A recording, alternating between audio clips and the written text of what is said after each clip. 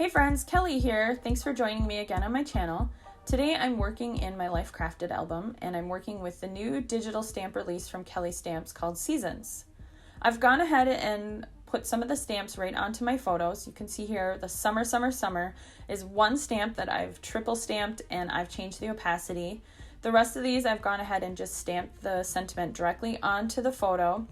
And then I've also taken one of the stamp sentiments and I've reorganized it to stack on top of itself so that I could cut it out with white vinyl and put it onto the front of my page protector.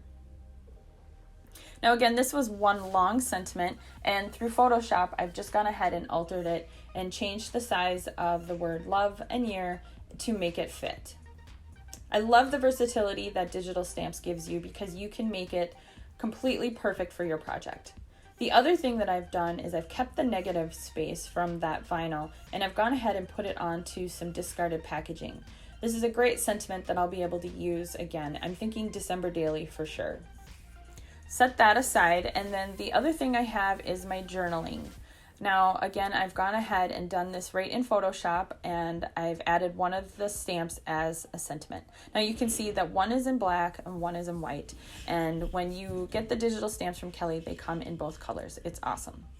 The other thing that I have done here is I've gone ahead and I've actually created myself a little map of all my digital stamps and I print them out and put them in this notebook. I also will do some sketching in this notebook and plan out my pages. It's great to have those at a quick glance. Okay, so let's get into the process. This week I'm going to be working with 1 Canoe 2 Creekside, and I've got some 12 by 12 papers that I've already cut down. I also have some 6 by 8 papers I've pulled out of a paper pack, and then I have some stickers from a sticker book.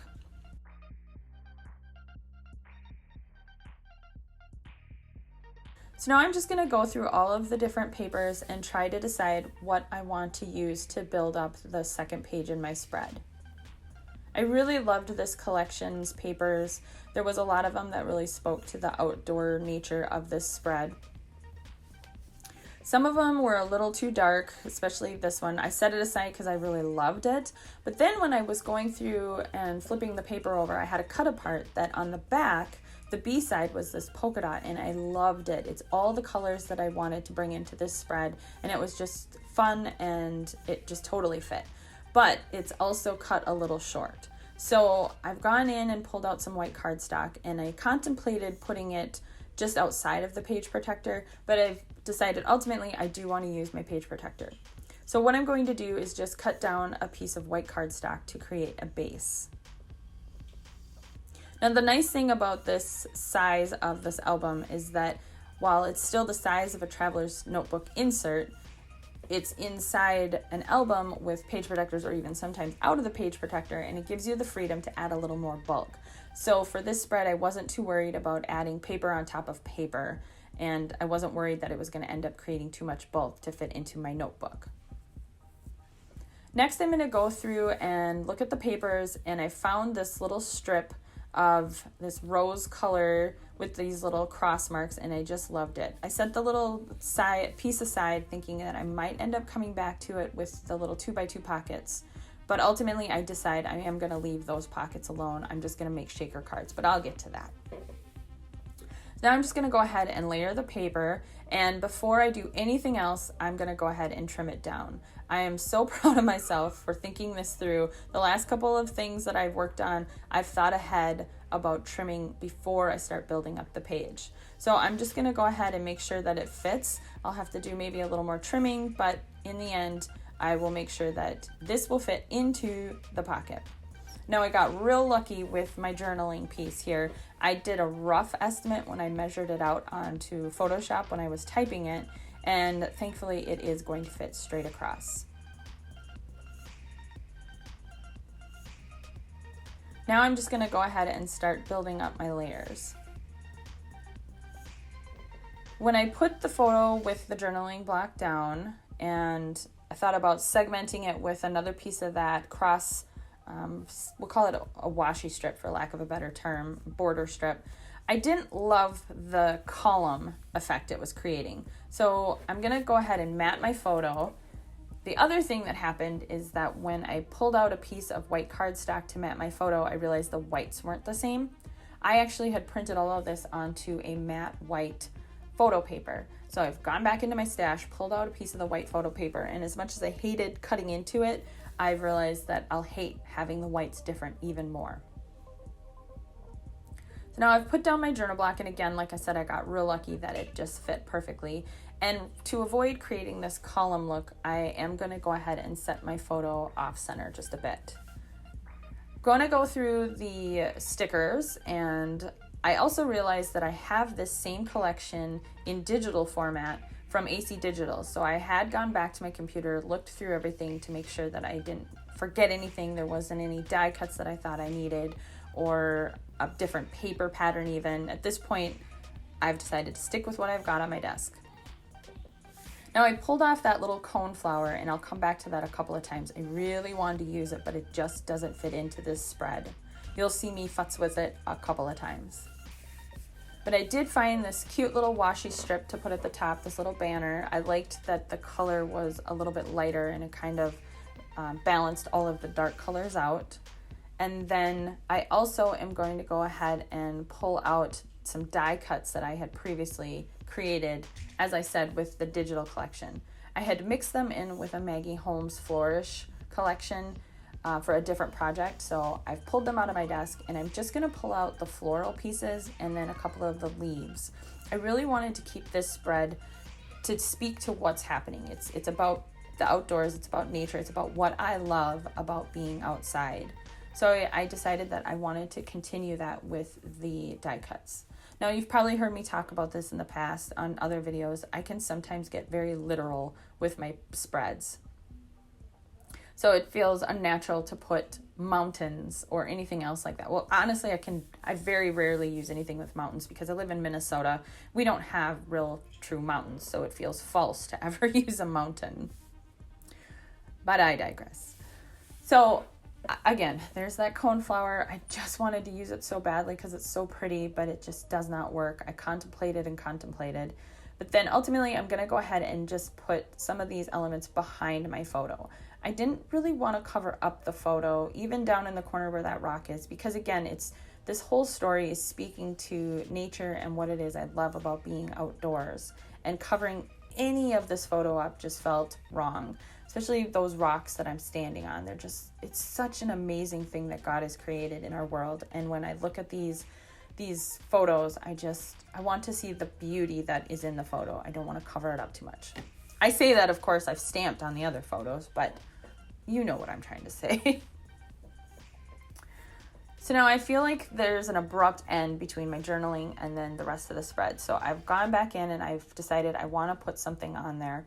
And I want to also create the dimension to keep it the same, so it still looks flat together. So I've pulled off this little sticker strip with the little cross marks, and I needed to back it with some white cardstock just to give it a little bit more lift. I'm just double checking to make sure that I like this placement. I like this is what I want to use. There is a sticker you can see over here that's like a plaid with the black and the red. I really loved that one too, and so I was thinking about it, but again, I didn't want to create that problem I had in the beginning where segmenting the bottom half of the page. I didn't want it to have too much of an abrupt stop. So I like this, that it's white. It just kind of flows into the rest of the spread.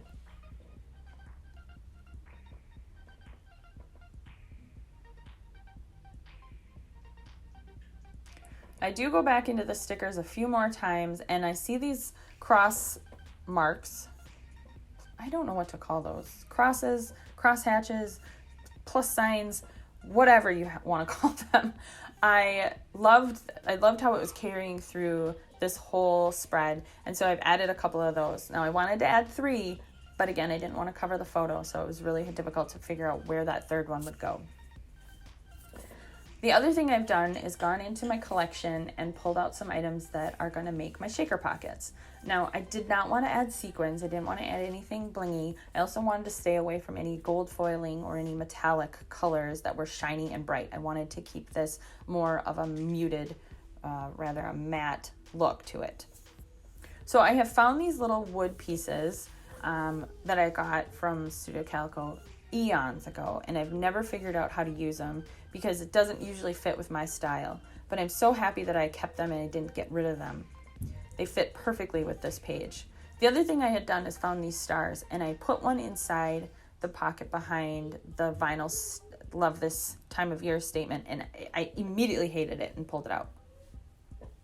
Then I went back into my stash, and I'm telling you what, I spent a good half hour looking for these little cork crosses.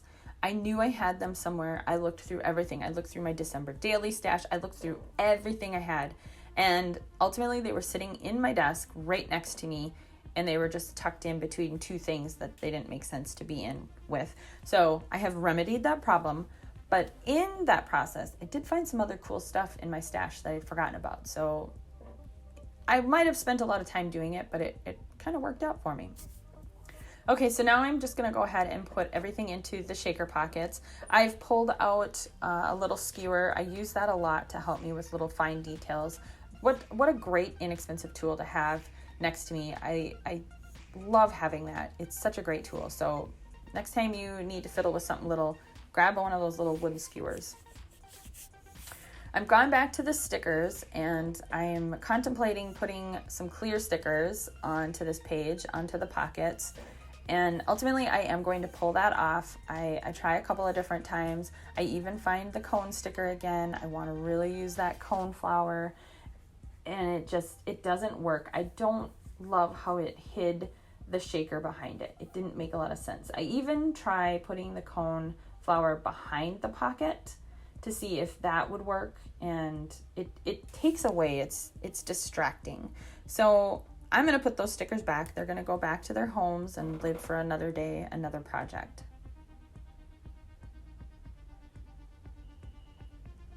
Now, as I said, when I was digging through my stash looking for those cork pieces, I found these little nail heads. And they're like a brass, but they're not shiny. They're just the right color, and they make me kind of think of this outdoorsy natural thing. Even though they're not natural, you would never find these in the outdoors. I just really loved the look of them. So I've popped a few of those down, and I've also heated up my fuse tool, and now I'm going to go ahead and seal up my pockets. Using some washi tape to hold everything down and secure it while you're working is a great trick. It took me so long to figure that out. So I probably could have waited a little longer for this fuse to heat up, but I was impatient, and I also kind of forgot to plug it in when I started the page. But thankfully, I think the fuse is going to hold. I'll give it a couple of tests. That top one, I might have to come back over it, but I think it's going to hold. I think it'll be okay.